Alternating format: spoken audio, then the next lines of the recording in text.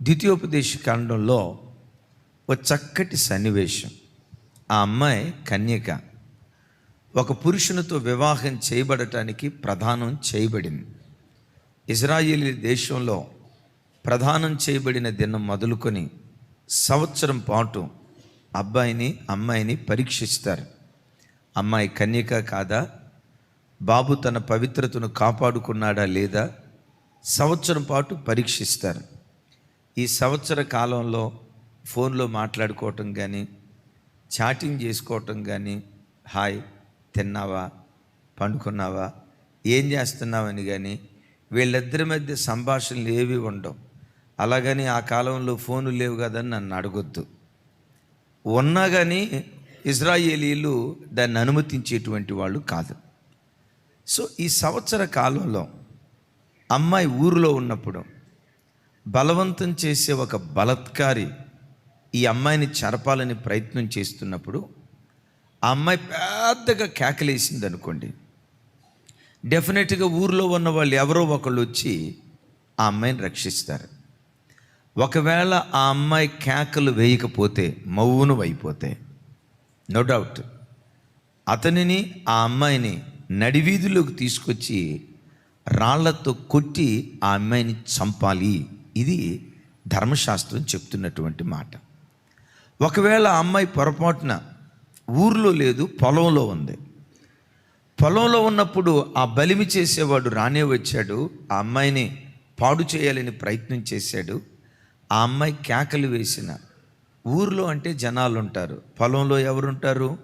కేకలు వేసిన ఆమెను కాపాడటానికి రక్షకుడు లేడు గనుక కేకలు వేసింది.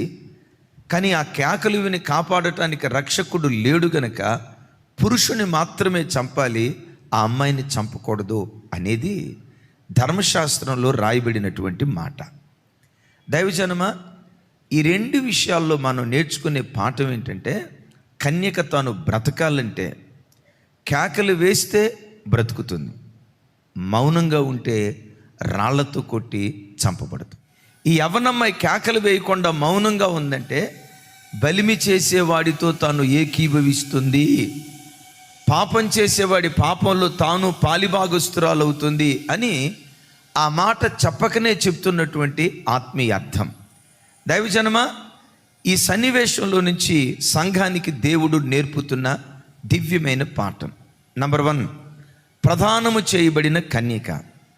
నంబర్ 2, బలిమి చేసే వ్యక్తి. నంబర్ 3, మౌనంగా ఉందా, కేకలు వేసిందా? ఎవరా అమ్మాయి? ప్రదానం చేయబడిన కన్యక. ఎవరా ప్రదానం చేయబడిన కన్యక? దైవజనమా, పరిశుద్ధ గ్రంథమైన బైబిల్ ప్రదానం చేయబడిన ఆ కన్యకను ఎవరితో వాక్యం పోల్చింది అని అంటే, క్లుప్తంగా ఒక మాటలో చెప్పాలంటే, యేసుక్రీస్తు నా దేవుడు అని నమ్మి కలువరి శిలువలో ఆయన కాచిన పవిత్ర రక్తధారల ద్వారా నాకు పాప క్షమాపణ కలుగుతుందని నమ్మి బాప్తిస్మం తీసుకున్న ప్రతి బిడ్డను దేవుని యొక్క వాక్యం ప్రదానము చేయబడిన కన్యక అని పిలుస్తూ ఉంది. నేను బాప్తిస్మం తీసుకున్నవాడిని. నేను దైవజనుడిని మాత్రమే కాదు, నేను ఎవరినో తెలుసా? యేసయ్యతో వివాహం ఆడటానికి ప్రదానము చేయబడినటువంటి కన్యకని. నేను మాత్రమే కాదు, ఈ స్థలంలో ఎంతమంది అయితే బాప్తిస్మం తీసుకున్నారో, యేసే నిజదేవుడు, యేసు తప్ప మానవాళికి మరొక ఆధారము లేదని పరిపూర్ణంగా నమ్మి ఆయన కార్చిన పవిత్ర రక్తధారల ద్వారా నాకు పాప క్షమాపణ కలుగుతుందని విశ్వసించి ఎందరైతే ఈ స్థలములో బాప్తిస్మం తీసుకున్నారో వారందరూ ప్రదానము చేయబడిన కన్యకలై ఉన్నారు. నేను చాలాసార్లు చెప్తాను, సంఘము అంటే రాతి గోడలు కాదు, రాతి గోడల మీద వ్రాయబడిన రాతలు కాదు. ఏంటి సంఘం అంటే? యేసుక్రీస్తు రక్తముతో కడగబడిన వ్యక్తుల సముదాయమే జీవము కలిగిన దేవుని సంఘం. ఈ సంఘాన్ని పౌలు గారు ఏం చేశారట? పవిత్రురాలైన కన్యకగా ఒక్కడే పురుషుడై ఉన్న యేసుక్రీస్తు వారికి పౌలు గారు ప్రదానము చేశాను అంటాడు. చెప్పండి, ఏం చేశాడు అంటే? నేను మిమ్మల్ని అడుగుతా, బాప్తిస్మం తీసుకున్న ప్రతి బిడ్డ యేసుక్రీస్తు వారికి ఏమై ఉన్నాడు? యేసయ్య మనలను ప్రదానం చేసుకున్నాడు. నేను ఎవరినై అంటే, యేసుక్రీస్తును వివాహం ఆడటానికి ప్రతి వివాహ కార్యక్రమానికి ముందు జరిగేదేంటి? ప్రధాన కార్యక్రమం.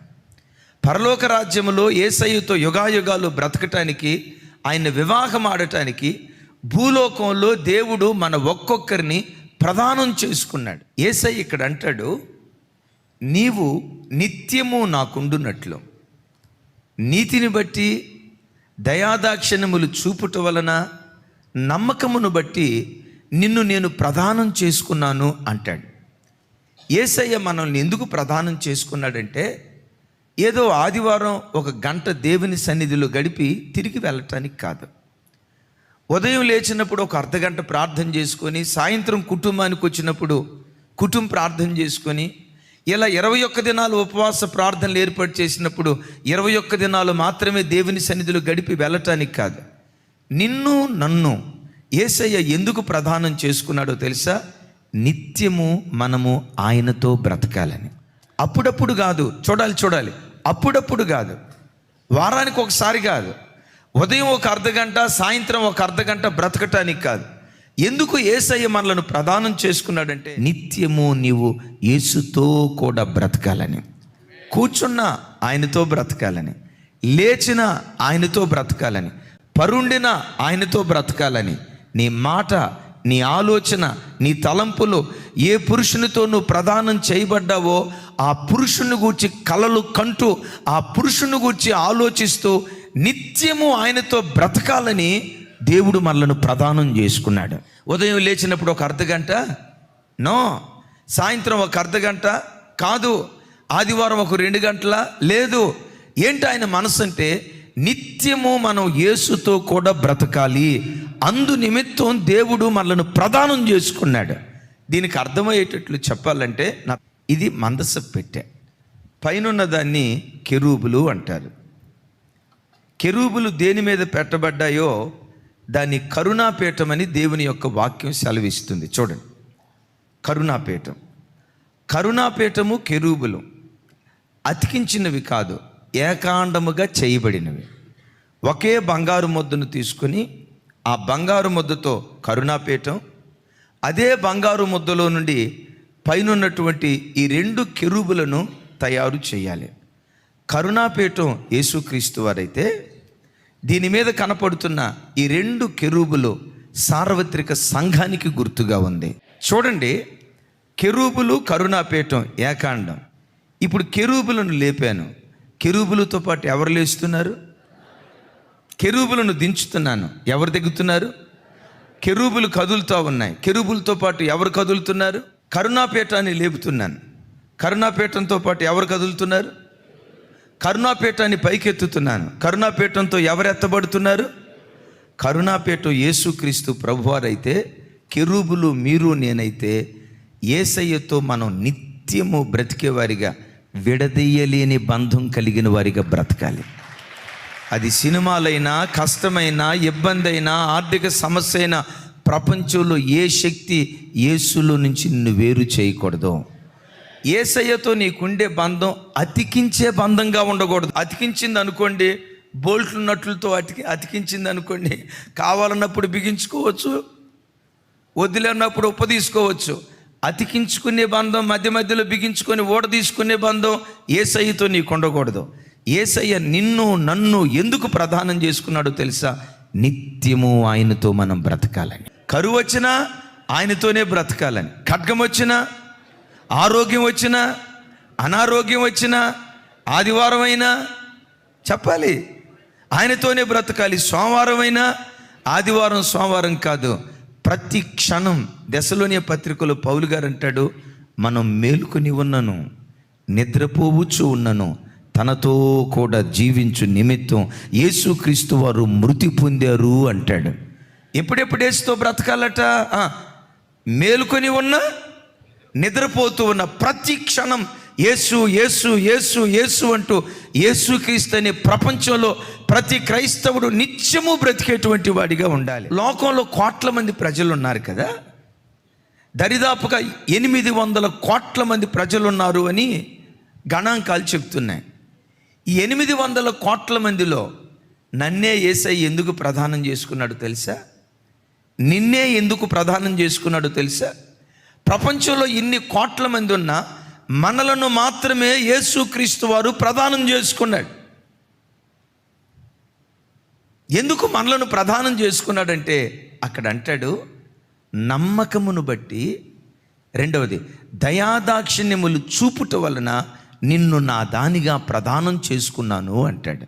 ఒకటి నమ్మకాన్ని బట్టి, రెండవది దయాదాక్షిణ్యములు చూపుట వలన. దైవజనమ, ఏమో ప్రపంచంలో ప్రజలందరినీ దేవుడు తేరి చూస్తుంటుండగా ఒకసారి చూడండి, నీ వైపు చూసినప్పుడు దేవుని హృదయంలో తెలియకుండా ఈ బిడ్డ నావాడైతే బాగుండు, ఈ బిడ్డ నా బిడ్డ అయితే బాగుండు, ఈ బిడ్డ నా తట్టు తిరిగితే బాగుండని నిన్ను చూడటంతో దేవుని మనస్సులో, ఆయన హృదయములో నుండి దయతో కూడుకున్నటువంటి మనస్సు బయలుదేరింది. రాజైన అహష్వేరోషు ఎంతోమంది కన్యకలను చూశాడు, అందగత్తెలను చూశాడు, సౌందర్య రాసులను చూశాడు, ఎన్నికైనటువంటి ఆడపిల్లలను చూశాడు. కానీ విచిత్రం ఏంటో తెలుసా? ఎస్తేర్ అట్లా వచ్చి నిలవబడిందో లేదో, ఆ తల్లిని చూడటంతో రాజు హృదయములో నుండి దయ పుట్టిందట, దయ బయలుదేరిందట. నిన్ను చూడటంతో కూడా దేవుని మనసులో, ఈ బిడ్డ నా సొంతం కావాలి, నా పెండ్లి భార్యగా మార్చబడాలి, ఈ బిడ్డను నా దానిగా చేసుకోవాలని నిన్ను చూడటంతో నీ రూపురేఖలు ఎలా ఉన్నా, నీ ఎత్తు పొడుగు ఎలా ఉన్నా, నీ ఆర్థిక స్థితిగతులు ఎలా ఉన్నా, చివరికి నీ గుణశీలాలు ఎలా ఉన్నా, నిన్ను చూడటంతో దేవుని మనస్సులో నిన్ను తనదానిగా తనవాడిగా చేసుకోవాలని దేవుడే ఆశపడ్డాడు. కొన్ని ఎంపికలు చూడండి. ప్రభువా, నేను తప్ప నీకు ఇంకెవరూ దొరకలేదా? నాలో ఏ మంచితనం ఉందయ్యా? కోపిస్తే దాన్ని, గయ్యాలి దాన్ని, పలానా బలహీనతలు కలిగిన వాడిని, నన్ను చూడటంతో నీకు ఎందుకు ఇష్టం పుట్టిందయ్యా అని ప్రభువుని అడిగామనుకోండి, ఒక వ్యక్తి పట్ల హృదయంలో ప్రేమ పుట్టడానికి కారణాలు చెప్పలేమండి. తెలియని, హేతువు లేని ప్రేమ మనలను చూడటంతో దేవుని మనస్సులో ఉద్భవించింది. ఎందుకు ప్రేమ పుట్టింది ఎవడూ చెప్పలేడు. ప్రపంచంలో నీకంటే నాకంటే శ్రేష్టమైన గుణగణాలు కలిగిన వాళ్ళు లోకంలో ఎంతోమంది ఉన్నా, నీకంటే నీతి కలిగిన వాళ్ళు, నీకంటే భక్తిపరులు, నీకంటే యథార్థవంతులు, నీకంటే శ్రేష్టమైన గుణగణాలు కలిగిన వారు ప్రపంచంలో ఎంతోమంది ఉన్నా, అద్భుతం తెలుసా? నిన్ను చూసినప్పుడే దేవుని మనసులో దయ పుట్టి, వీడిని ఏ విధం చేతనైనా నావాడిగా చేసుకోవాలని నీవు అనుకోవటం కాదు, సృష్టికర్త అయిన దేవుడు నిన్ను గూర్చి ఆలోచించాడు. ఒకవైపున దయాదాక్షిణ్యములు చూపుట వలన, రెండవది ఏమంటాడో తెలుసా? నమ్మకమును బట్టి, నీతిని బట్టి తీర్పు తీర్చటం వలన అంటాడు. దైవజనమా, మనల్ని చూడటంతో దయ పుట్టడం మాత్రమే కాదు, ఆయన లోపల ఏ నమ్మకం కలిగిందో తెలుసా? నన్ను సేవకు పిలుచుకునేటప్పుడు నా దేవుడు నన్ను నమ్మాడు. ఏంటో తెలుసా? జార్జా నన్ను సేవకు పిలుచుకునేటప్పుడు దేవుడు నమ్మాడు. దైవజనురాల్ని సేవకు పిలుచుకునేటప్పుడు దేవుడు నమ్మాడు. ఇక్కడున్న ప్రతిష్ఠించబడిన సేవకుల బిడ్డలను చూసేటప్పుడు వారిని దేవుడు సేవకు పిలుచుకునేటప్పుడు నమ్మాడు. ఏమైనా తెలుసా? ఈ బిడ్డల చేతులు గనక నేను ఆత్మలను అప్పగిస్తే రేయనక పగలనక ఈ ప్రజల కొరకు ప్రార్థన చేస్తారు.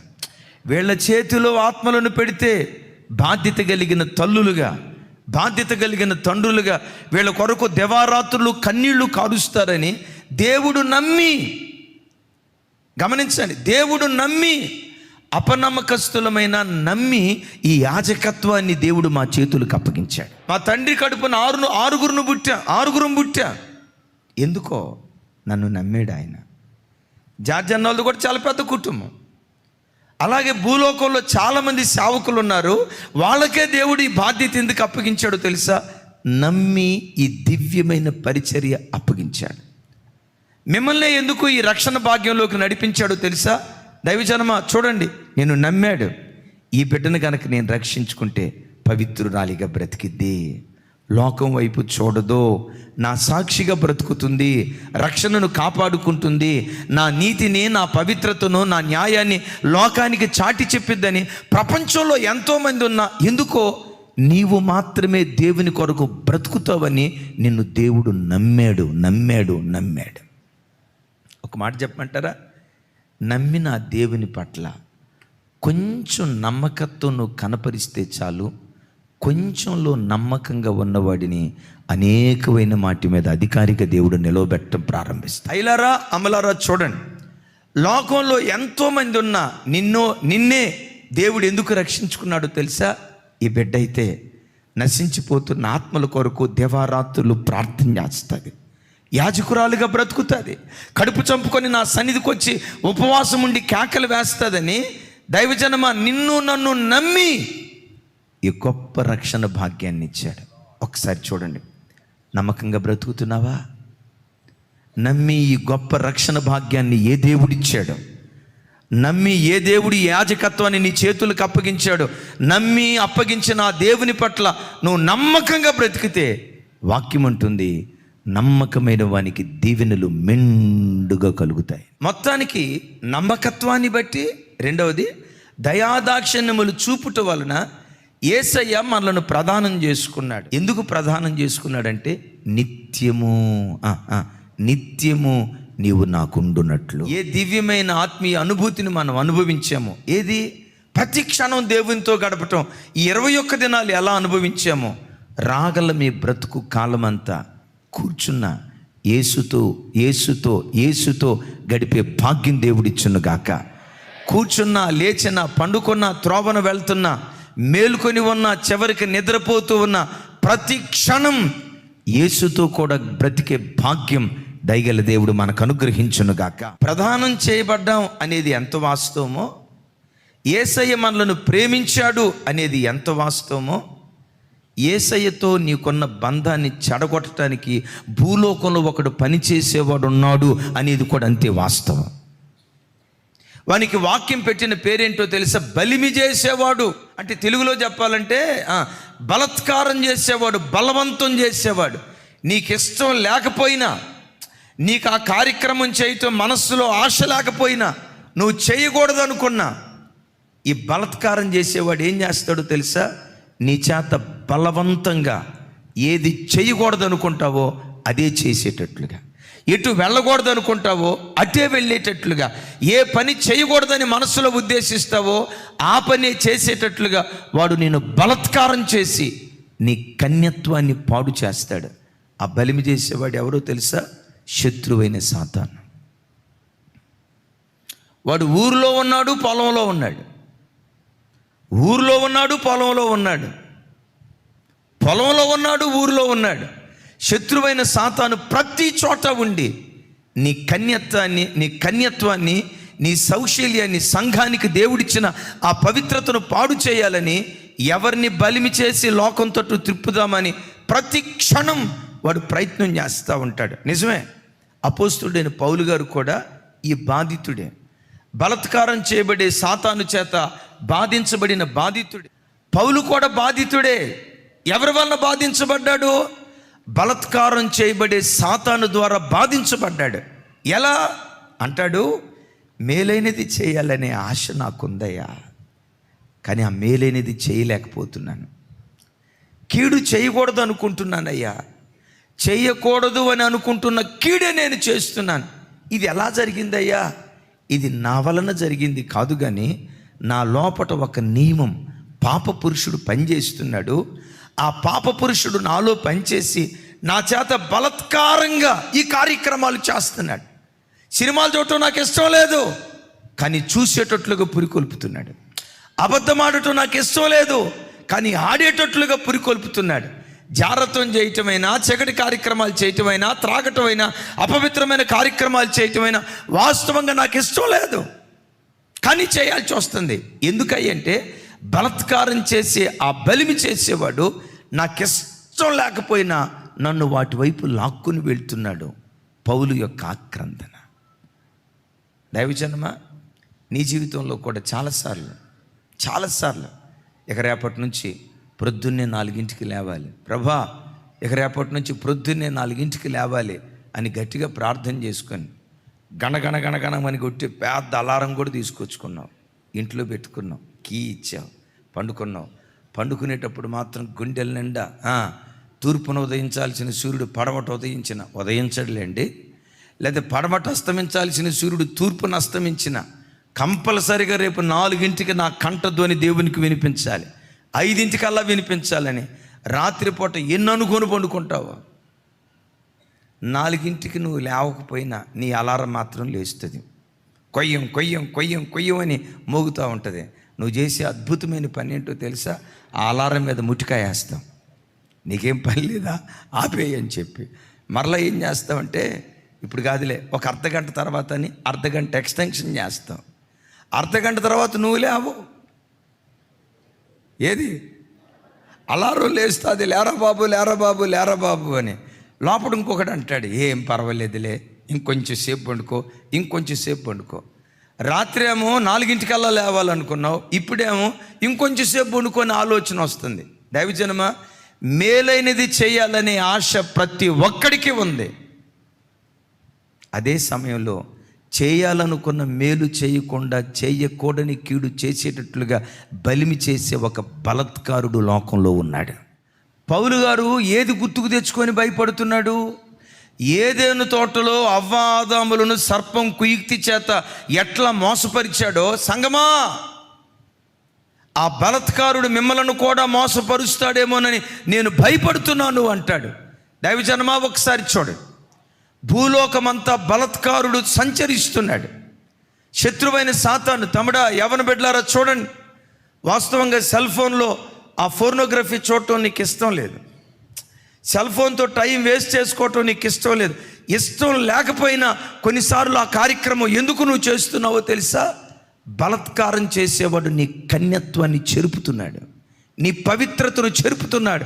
క్రీస్తు సరళత నుండి ఎలాగైనా నిన్ను దారి తప్పించాలని, నువ్వు పవిత్రంగా బ్రతకూడదని ఏదో ఒక రీతిగా వాడు కుయుక్తి పన్ని క్రీస్తు సరళత నుంచి నిన్ను వేరు చేయాలని వాడు ఏం చేస్తున్నాడు తెలుసా? నీ మీద బలత్కారం చేస్తున్నాడు. సైతాను బలత్కారం చేస్తాడా? నేనంట, భూమి మీద వాస్తవంగా ఎవ్వడూ చెడ్డోడు లేడండి, ఎవ్వడూ చెడ్డోడు లేడు. సాతాను ఉరిలో పడి సాతాను కొందరిని బలత్కారంగా పాపం వైపు ఈడ్చుకొని వెళ్తాడు. దురాశలు ఎవరి వల్ల కలుగుతాయి? నో డౌట్ వాడు దురాశపరుడు అని యేసు ప్రభు చెప్తారు. దురాశలు సాతానుగడ వల్ల కలుగుతాయి. దురాశగా పిలువబడుతున్న సాతానట చూడండి, దురాశ చేత ఏడవబట్టం అంటే ఈడ్చుకొని వెళ్ళిపోవటం. అంటే ఏడవబడుతున్నాడంటే వచ్చే వ్యక్తికి ఇష్టం ఉన్నట్లా లేనట్లా?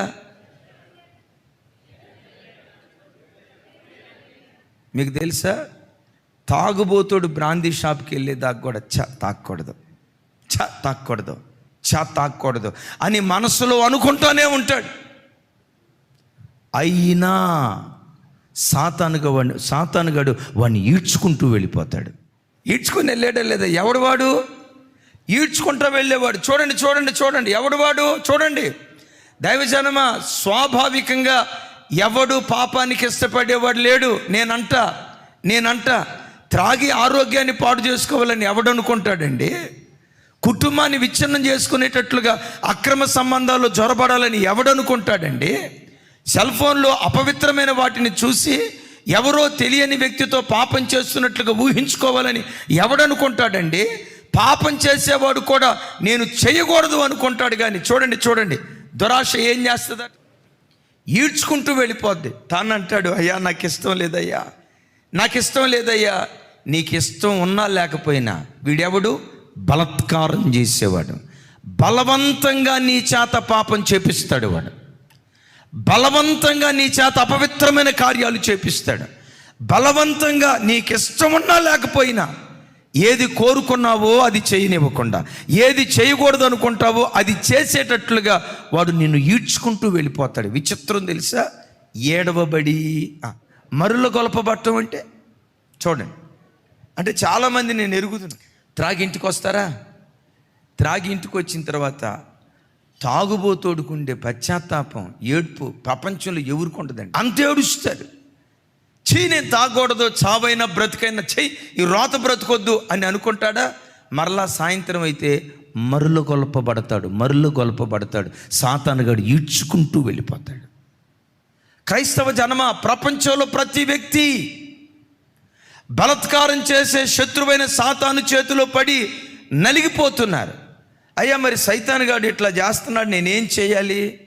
నువ్వు చేయాల్సింది ఒక్కటే, సాతానుగాడు నేను పాపం వైపు మరులు గొలుపుతున్నప్పుడు, అపవిత్రత వైపు ఈడ్చుకుంటూ వెళ్తున్నప్పుడు, నీ కన్యత్వాన్ని చెరపాలని వాడు ప్రయత్నం చేస్తున్నప్పుడు, ఆ స్థితిలో దేవుని సన్నిధిలో కేకలు వేయటం ప్రారంభించు.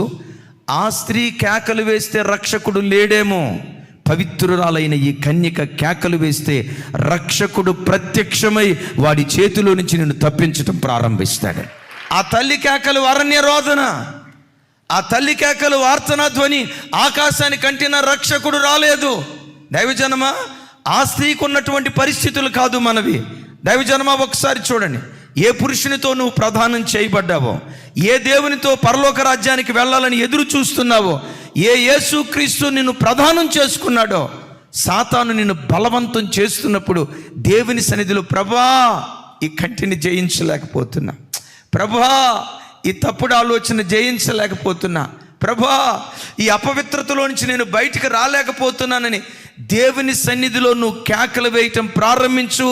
నీ కేక విని రక్షకుడు నీ ఇంటిలో ప్రత్యక్షమగునుగాక, రక్షకుడు నీ సంఘంలో ప్రత్యక్షమగునుగాక, రక్షకుడు నీ పిల్లల జీవితంలో ప్రత్యక్షమగునుగాక. రక్షకుడు ప్రత్యక్షమై ఏం చేస్తాడో తెలుసా? అపవాదిని శిక్షించి వాడి చెరలో ఉన్న నిన్ను విడిపించటం ప్రారంభిస్తాడు. నువ్వు కేకలు వేయకుండా మౌనంగా ఉన్నావు అనుకో, దాని అర్థం ఏంటి? నీవు కూడా ఆ పాపంతో రాజీ పడుతున్నావనే కదా దానికి ఉన్న అర్థం. ఆ పాపం చేయటానికి నీవు కూడా అవకాశం ఇస్తున్నావు అనే కదా అర్థం. సాతాను ఇలా బలాత్కారం చేస్తున్నప్పుడు అంటాడు అక్కడ, ఆ స్త్రీ కేకలు వేసిందా బ్రతుకుతుంది, కేకలు వేయకుండా మౌనంగా ఉందా రాళ్ల దెబ్బలతో ఆ స్త్రీ కొట్టి చంపబడుతుంది. ఒక మాట చెప్పమంటారా? ప్రార్థన నిన్ను బ్రతికిస్తుంది, ప్రార్థన లేమి నిన్ను చంపుతుంది అన్న సంగతి గ్రహించు. ఈ సన్నివేశం మనకు నేర్పే దివ్యమైన పాఠం ఏంటో తెలుసా? ఏ ఇంటిలో ఈ కేకలు వినబడతాయో, ఏ ఇంటిలో ఈ ధ్వనులు వినబడతాయో, ఏ ఇంటిలో ఈ శబ్దాలు వినబడతాయో, అయ్యా అపవాది కార్యాలు మా ఇంట్లో అధికమైపోతున్నాయ్యా, సాతాను మా పిల్లలను బలిమి చేస్తున్నాడయ్యా, మా సంఘాన్ని బలిమి చేస్తున్నాడయ్యా, చావుకును చెరపడుతున్నాడయ్యా, చావుకురాలను చెరపడుతున్నాడయ్యా, అనేక మంది బిడ్డలను చెరపడుతున్నాడయ్యా, నా ఇంటినే వాడు చెరపడుతున్నాడయ్యా, రక్షకుడా ప్రదానం చేయబడిన ఓ పెండ్లి కుమారుడా వచ్చి మమ్మలను విడిపించని ఈ కన్యక కేకలు వేస్తే చాలు, నీ ఆర్తనాధ్వని విని రక్షకుడిగా నీ ఇంటిలో దేవుడు పాదం మోపటం ప్రారంభిస్తాడు. సాతాను కార్యాల్లో నేలమట్టం చేసి వాడి చెరలో నుంచి దేవుడు విడిపించి మనల్ని స్వతంత్రులుగా మార్చునుగాక. ఈ కన్యక కేకలు వేస్తే నీ ఆర్తనాధ్వని ఆకాశమందలి దేవుడు వింటాడు, నీ ఆర్తనాధ్వని ఆకాశమందలి దేవుడు వింటాడు. నీ యవ్వన బిడ్డలను సాతాను ఎంత భయంకరమైన బంధకాలతో బంధించినా, అది త్రాగుడు వ్యసనమైన, వ్యభిచార వ్యసనమైన, బెట్టింగ్ అయినా, whatever it may be, ఏ బంధకం కూడా రక్షకుని కంటే శక్తివంతమైనవి కావు. రక్షకుడు ప్రత్యక్షమయ్యాడా, ఎనప కొలిమిలో నుంచి నేను విడిపించటం ప్రారంభిస్తాడు. మరోసారి చెప్తున్నాను, బలాత్కారుడి చేతిలో నుండి అపోస్తుడైన పౌలు కూడా తప్పించుకోలేకపోయాడు. అందుకని అంటాడు, మేలైనది చేయాలనే ఆశ, మేలైనది చేయాలనే ఆశ నాకుంది, కానీ కీడు చేయకూడదు అనుకుంటున్నాను, కానీ చేయకూడని కీడే నేను చేస్తున్నాను. ఏడుస్తున్నాడు కదా, ఏడుస్తూ ఏడుస్తూ ఇప్పుడు కేకలు వేస్తున్నాడు. ఆ పొలంలో ఉన్న కన్యక కేకలు వేస్తున్నట్లుగా అపోస్తుడైన పౌలు వారు కేకలు వేస్తున్నాడు. ఏమని కేకలు వేస్తున్నాడో తెలుసా? అయ్యో అయ్యో, మరణమునకు లోనగు ఇట్టి శరీరము నుండి ఎవడు నన్ను విడిపించగలడు? మరణమునకు లోనగు శరీరం, మరణం అంటే పాపం, పాపానికి లోనయ్యే శరీరం ఇది. ఈ పొలంలో ఉన్న కన్యక బలాత్కారం చేయబడేటప్పుడు చెప్పండి ఏం చేయాలి? బలాత్కారం చేసేది ఎవడు? సాతాను గారు.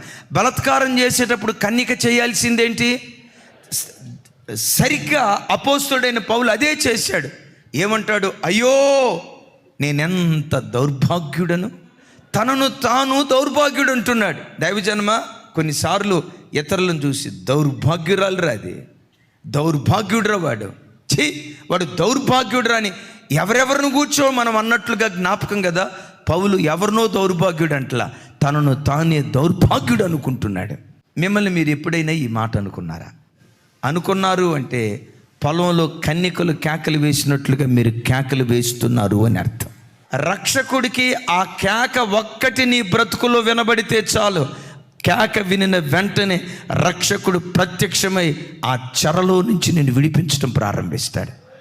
పౌలు కేకలు వేశాడు, అయ్యో నేనెంత దౌర్భాగ్యుడను, మరణమునకు లోనకు ఇటు శరీరము నుండి ఎవడు నన్ను విడిపిస్తాడు అంటే వెంటనే అంటాడు, క్రీస్తు యేసు నన్ను విడిపించాడు. క్రీస్తు యేసు ద్వారా జయమనుగ్రహించుచున్న దేవునికి స్తోత్రము కలుగునుగాక. విడిపించాడు. విడిపించబడిన తర్వాత దౌర్భాగ్యుడైన పౌలు ఇప్పుడు ఏమంటాడో తెలుసా? నేను క్రీస్తును పోలి నడుచుకున్న ప్రకారం సంఘమా మీరు నన్ను పోలి నడుచుకునుడి అన్నాడు. ఒక అద్భుతం. దౌర్భాగ్యుడు ఎంత ధన్యుడయ్యాడు! దౌర్భాగ్యుడు ఎంత ధన్యుడయ్యాడు! దౌర్భాగ్యుడు మాట్లాడుతున్న మాట, నేను క్రీస్తును పోలి నడుచుకున్న ప్రకారం. ఏంటి క్రీస్తు?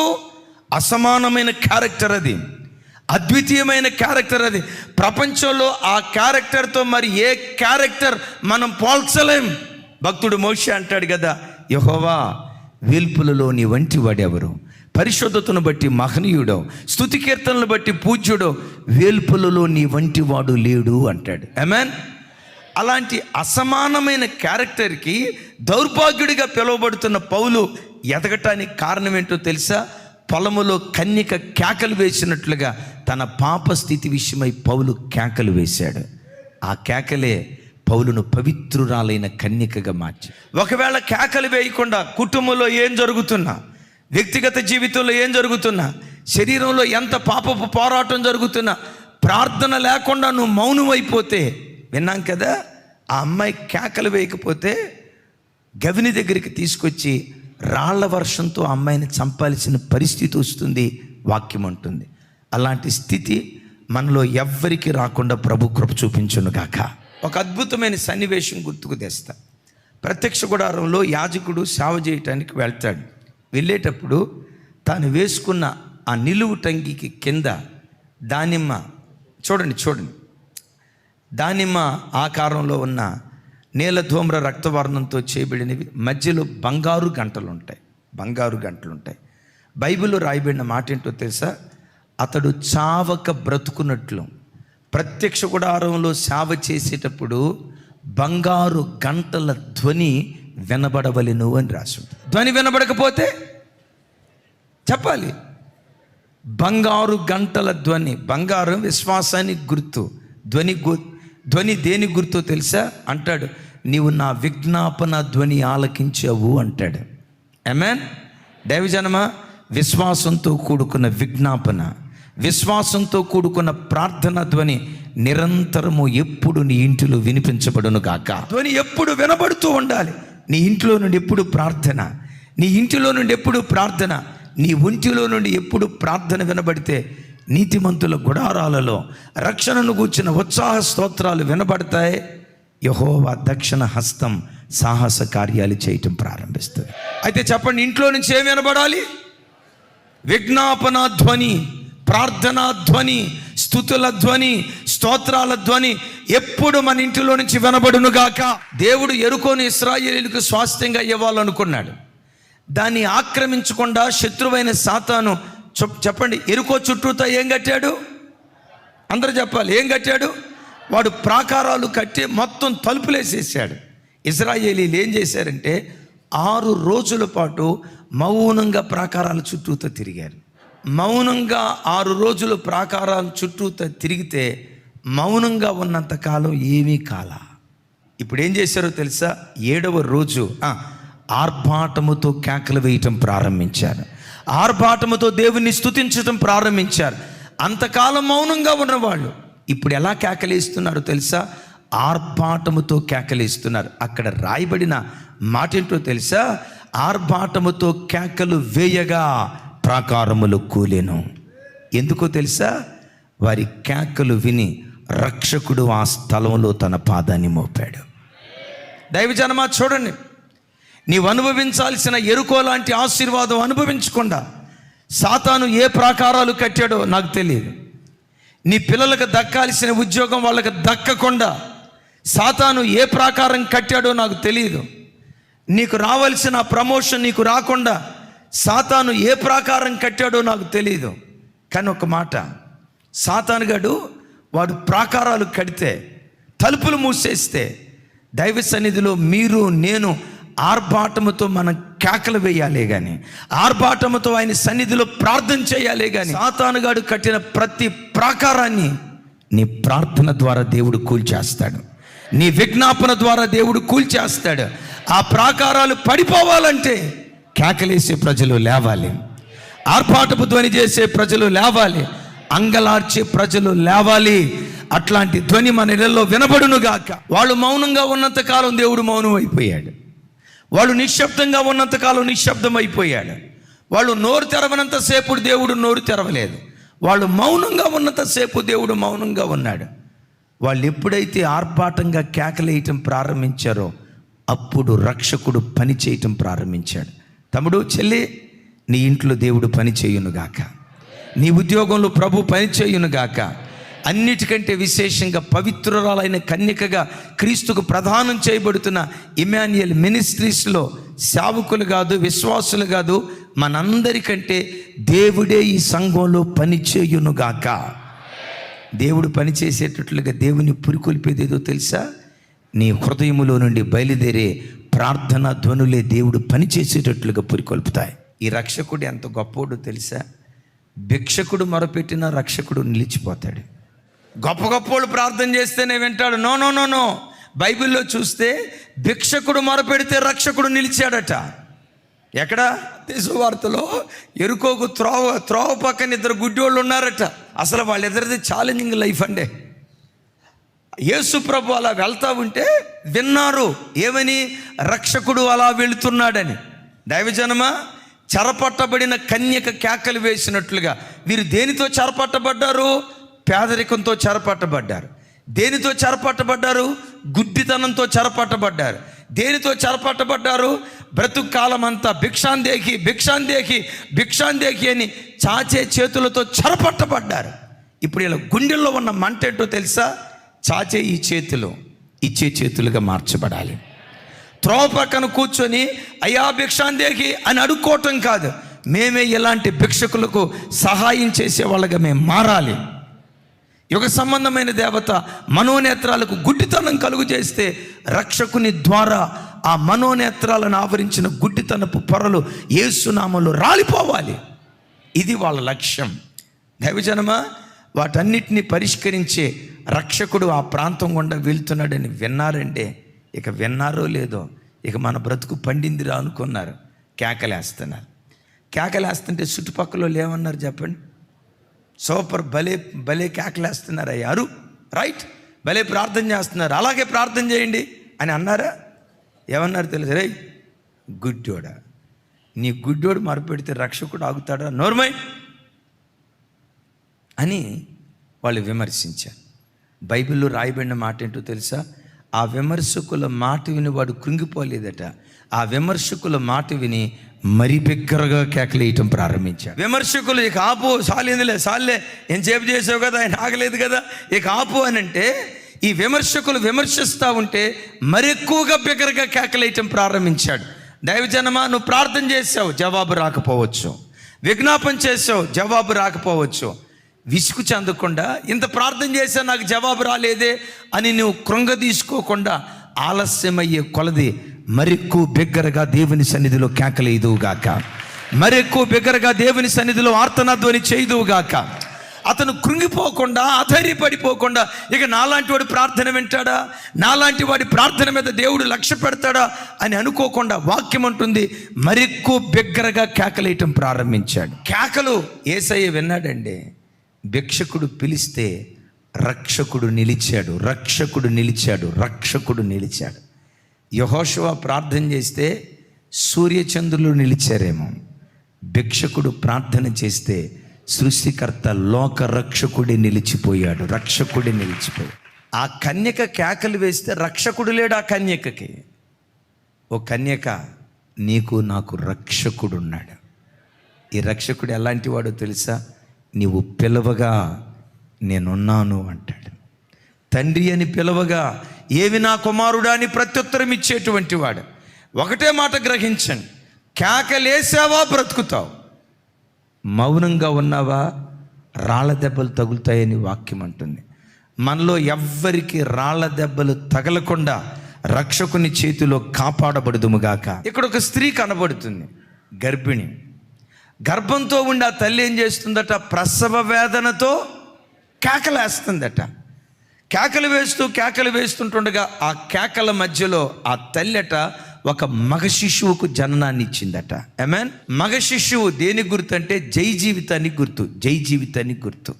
దైవజనమా, దైవ సన్నిధిలో సంఘంగా పిలువబడుతున్న మనం జై జీవితం కొరకు మన ప్రసవేదన పడితే, క్రీస్తు సారూప్యం మనలో ఏర్పడాలని దేవుని సన్నిధిలో ప్రసవేదన పడితే, అపోస్తుడైన పౌలు గారు అంటాడు కదా, క్రీస్తు సారూప్యము మీ యందు మరలా ఏర్పడినట్లుగా నాకు ప్రసవ వేదన కలుగుచున్నది. మనకు ఉండాల్సిన ప్రసవ వేదన ఏంటి?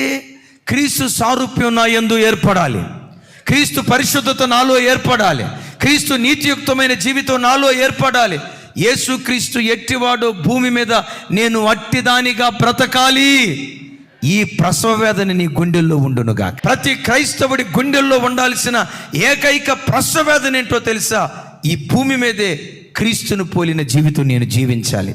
ఆయన పవిత్రత నాలో కనపడాలి, ఆయన యథార్థత నాలో కనపడాలి, ఆయన నీతియుక్తమైన జీవితం నాలో కనపడాలని దీన్ని గూర్చిన ప్రసవ వేదన సంఘంలో ప్రతి బిడ్డకు దేవుడు దయచేయునుగాక. ఆ ప్రసవ వేదనల మధ్యలో మగ శిశువును కందట. మగ శిశువు జై జీవితానికి గుర్తు. ఈ స్త్రీ జై జీవితాన్ని పొందుకోవటానికి కారణం ఏంటంటే చెప్పండి, ఏం చేసింది? కేకలు వేసింది. దైవజన్మ, కేకలు వేస్తే రక్షకుడు ప్రత్యక్షమై కాపుదలిస్తాడు. కేకలు వేయకపోతే, మౌనంగా ఉంటే ఆ స్త్రీ రాళ్లతో కొట్టి చంపబడుతుంది. ఈ సంగతే సమూయేలు ఎరిగి ఏమంటాడో తెలుసా?